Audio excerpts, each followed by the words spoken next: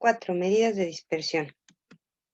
Las medidas estadísticas de tendencia central o de posición nos indican dónde se sitúa un grupo de puntuaciones, mientras que los de variabilidad o dispersión nos indican si esas puntuaciones o valores están próximas entre sí o si por el contrario están dispersas. 4.1. Necesidades de medir la dispersión. Mide qué tanto se dispersan las observaciones alrededor de su media, también llamadas medidas de variabilidad. Muestran la variabilidad de una distribución indicando, por medio de un número, si las diferentes puntuaciones de una variable están muy alejadas de la media. Cuanto mayor sea ese valor, mayor será la variabilidad. Cuanto menor sea, más homogénea será la media. Así se sabe si todos los casos son parecidos o varían mucho entre ellos. Uso de las medidas de dispersión. Nos sirven para cuantificar la separación de los valores de una dispersión. Pueden utilizarse para evaluar la confiabilidad de dos o más promedios. Nos informan sobre cuánto se aleja el centro de los valores de la distribución. Aplicaciones. Permite la comparación de datos procedentes de distintas poblaciones o muestras. Ejemplo, queremos saber si gana ahora comparativamente más que antes o gana antes comparativamente más que ahora. La desviación típica nos sirve para medir el riesgo. Ejemplo, imaginemos que tenemos que tomar una decisión entre dos opciones de inversión.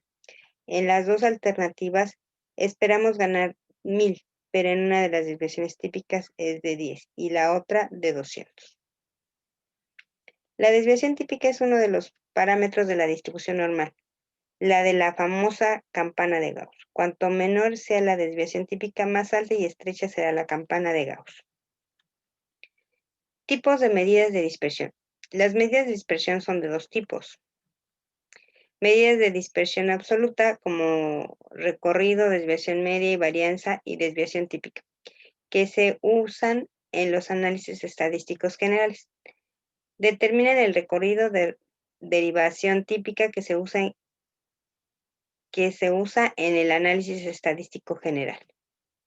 Medidas de dispersión relativa, que determinan la dispersión de la distribución estadística independientemente de las unidades en que se expresen la variable.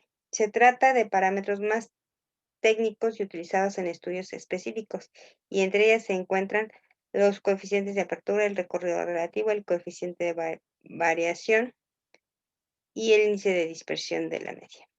Rango.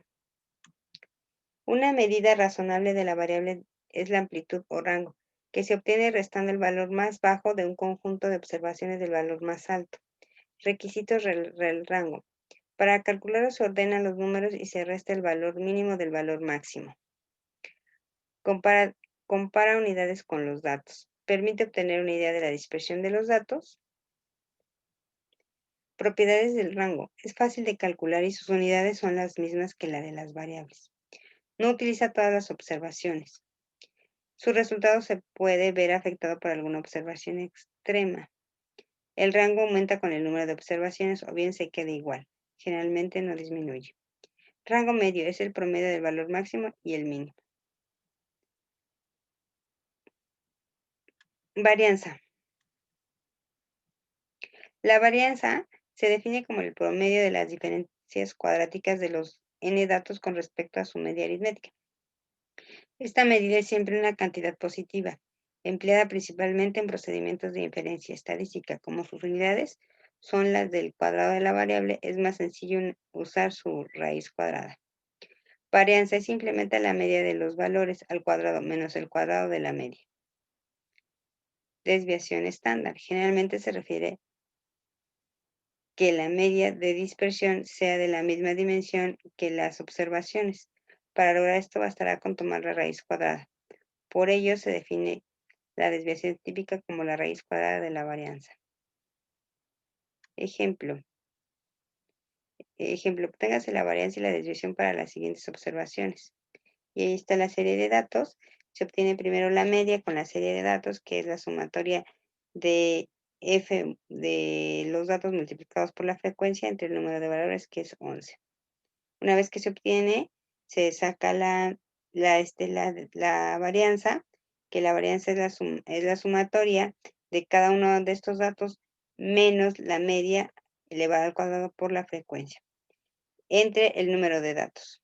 Una vez que se obtiene la varianza, se le saca raíz a la varianza y por lo tanto se obtiene la desviación. Variaciones de una muestra y de una población.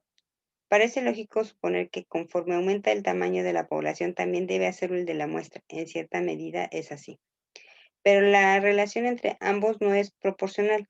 La muestra aumenta más despacio hasta que llegue un momento en que por muy grande que se haga la población, el tamaño de la muestra no se inmuta. Cuando se elige el tamaño de la muestra existen dos posibilidades. Tamaño de la muestra pequeña. Las estimaciones serán más inseguras o imprecisas, a ambas cosas a un mismo tiempo. Tamaño de una muestra grande. Implica más dinero o más tiempo de lo necesario. Se consiguen estimaciones tanto o más precisas con lo deseado y tanto o más seguras de lo diseñado. El tamaño de la muestra se puede obtener con la varianza que puede ocurrir, teniendo en cuenta la información con la que se cuenta, por lo que hay que elegir una probabilidad pequeña para tener el mínimo de error y un nivel de confiabilidad alto. La desviación estándar de una muestra y una población. Generalmente la media muestral se emplea para realizar inferencias cerca de la media de la población, ya que proporciona un buen estimador de dicha media de la población. De manera semejante, es razonable esperar que la varianza muestral proporciona un buen estimador de la varianza de la población. Por desgracia, una varianza muestral calculada mediante la fórmula anterior tiende a subestimar la varianza de la población. Por lo tanto, cuando el tamaño de la muestra es pequeña, se estima la varianza muestral con la fórmula siguiente. Es importante saber con las fórmulas siguientes, que son parecidas a la fórmula de la varianza y de la desviación, solamente que se utiliza la frecuencia. Es importante saber que mientras más grande es el tamaño de la muestra, la desviación estándar de la distribución disminuye. Eso significa que la aproximación a los datos de la población es cada vez mejor. Comportamiento de la desviación estándar en las gráficas. Como puede observarse, los 4 gráficos representan la colección con el mismo número de elementos, 80, y la misma media, 4.5. Pero la desviación estándar es diferente en todas. Y vemos cómo entre más amplia sea la desviación estándar, esto es que se va moviendo a través del eje X, la curva es más parecida a una curva normal. Y entre menos movimiento hay en el eje X, la curva es más alta, ¿sí? De derecha a izquierda la desviación estándar va disminuyendo, es decir, existe menos dispersión de los datos. Esto modifica las gráficas porque se van haciendo más delgadas y altas. Uso de la desviación estándar. La desviación estándar de la media de dispersión más común que indica qué tan dispersos están los datos con respecto a la media. Mientras mayor sea la desviación estándar, mayor será la dispersión de los datos. La desviación estándar se puede utilizar para establecer un valor de referencia para estimar la variación general de un proceso. Ejemplo, tiempos de regresión de egreso de un hospital. Los administradores dan seguimiento al tiempo de egreso de los pacientes tratados en las áreas de urgencia de 2 hospitales. Aunque los tiempos de egreso promedio son aproximadamente igual, o sea, 35 minutos, las desviaciones estándar son significativamente diferentes. La desviación estándar del hospital 1 es aproximadamente 6 en promedio, el tiempo para dar de alta a un paciente de la desviación media. Aproximadamente serán 6 minutos. La desviación estándar del hospital 2 es aproximadamente 20. En promedio, el tiempo para dar de alta a un paciente se desvía de la media, aproximadamente 20 minutos. La desviación estándar sirve para conocer la variación que presentan los datos de su distribución respecto a la media aritmética de dicha distribución, es decir, nos muestra una desviación más acorde con la realidad en el momento de tomar unas decisiones. Entonces, de acuerdo a las gráficas, podemos ver el comportamiento como en el hospital 1, los puntos se acercan más a la media, mientras que en el hospital 2 se alejan más a la media. Entonces, quiere decir que tendremos que analizar qué nos interesa más, que los pacientes los den de alta rápidamente o que se tarden un poco más. Cálculo de la varianza y desviación estándar usando datos agrupados.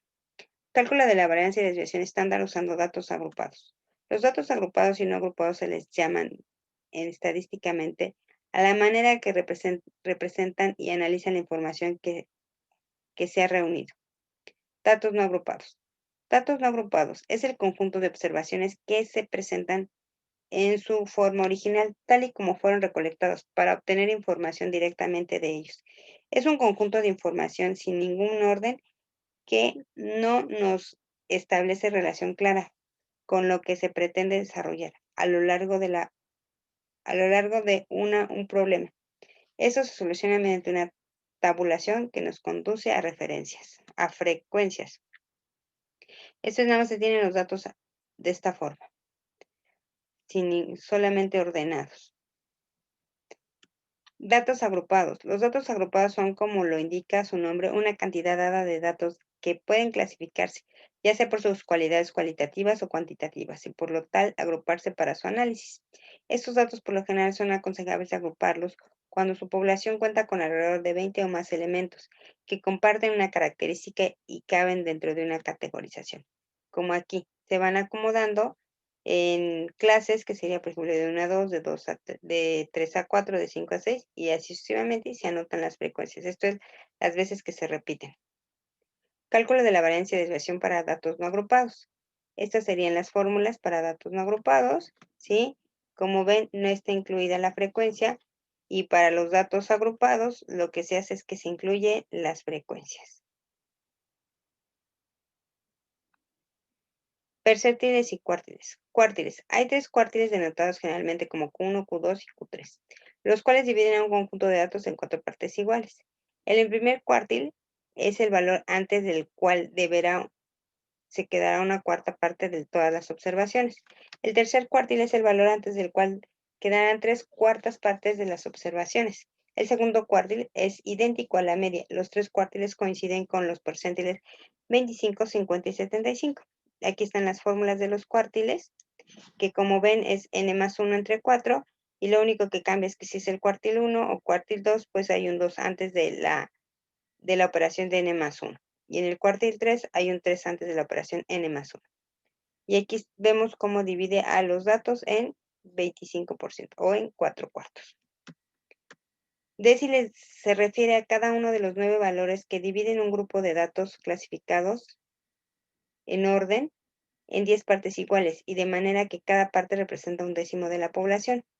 En resumen, los deciles son cada uno de los 9 valores que dividen un conjunto de datos en 10 grupos con iguales elementos. Percentiles. Hay 99 percentiles que dividen a un conjunto de observaciones en 100 partes iguales.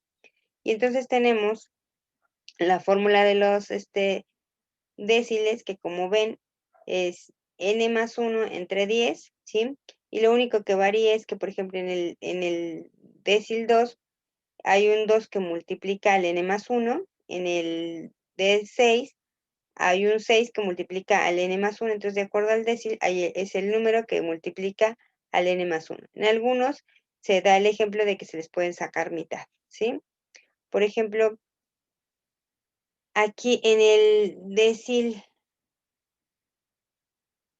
5 se le saca quinta y entonces nos queda 1 entre 2.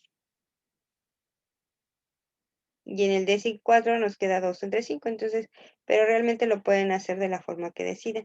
Y aquí se ve en el diagrama cómo se divide en 10 partes iguales todos los datos.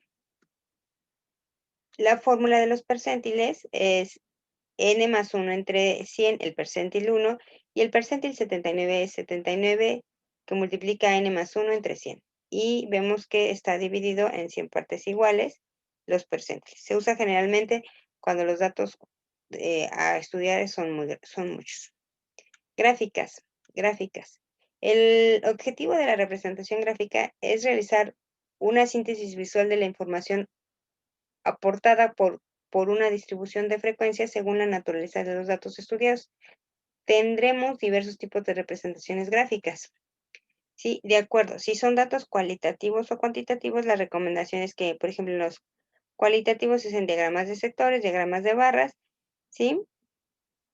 Y en los cuantitativos se sugiere que se pueden usar diagramas de barra de frecuencia y distribución. Y en los cuantitativos con distribuciones agrupadas se recomiendan las frecuencias, histograma de frecuencias o polígono de frecuencias, pero realmente pueden utilizar el que ustedes crean que es mejor de acuerdo a los datos que están analizando. Interpretación. Una gráfica o representación gráfica es un tipo de representación de datos, generalmente numéricos, mediante recursos visuales para que se manifiesten visualmente. La relación matemática o correlación estadística que guarda entre sí sirve para analizar el comportamiento de un proceso que permite la interpretación de un comportamiento. La representación gráfica permite establecer valores que no se han obtenido experimentalmente, sino mediante la interpolación o la extrapolación. Esto es que con ayuda de la gráfica, una vez que tengamos el comportamiento, podemos ver a futuro, por ejemplo, si nos hablan de años, qué sucedería de acuerdo al comportamiento de la gráfica en el año siguiente, ¿sí? Esto es una interpolación o una extrapolación, dependiendo de lo que se quiera hacer, predecir algún comportamiento de acuerdo con una gráfica. Dispersiones relativas, el coeficiente de variación.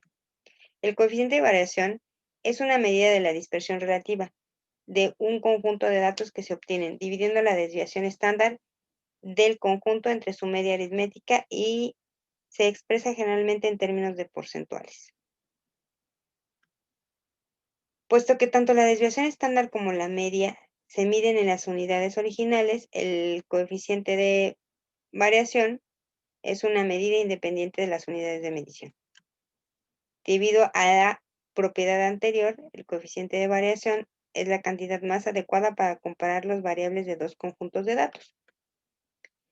Y aquí están las fórmulas que dicen, para una población se emplea la siguiente fórmula, para una muestra se emplea la siguiente fórmula. Y entonces con la ayuda de esto podemos comparar el comportamiento de dos poblaciones de acuerdo a sus muestras. Uso de Excel como herramienta para la interpretación de los datos estadísticos. Para desarrollar análisis estadísticos o técnicas complejas, se pueden ahorrar pasos y tiempo si se utilizan las herramientas para análisis, a las cuales se le ingresan los datos y parámetros para ser analizados, y realizar los cálculos y mostrar los resultados en tablas de resultados. Algunas herramientas generan gráficos, además de tablas de resultados. Es recomendable el uso de los programas para trabajar datos, por lo que es importante elegir alguno para poder analizar la población o muestra. Excel es una herramienta muy válida cuando tienes delante problemas con pocos datos y no hace falta repetir el proceso de análisis muchas veces. Resolverá muy rápido el problema. Tiene funciones y herramientas para el análisis estadístico, descriptivo e inferencial. Es capaz de crear gráficos estadísticos como histogramas. Es capaz de calcular estadísticas con las frecuencias de Excel y también con las herramientas para el análisis. Con esto hay que contestar el cuestionario 3 con ayuda del documento que ya tienen, resolver las actividades, que son 11 actividades, ¿sí? Y una vez que resuelvan las actividades y el cuestionario, hay que guardarlo en formato PDF y subirlo a la plataforma para que tengan su evaluación.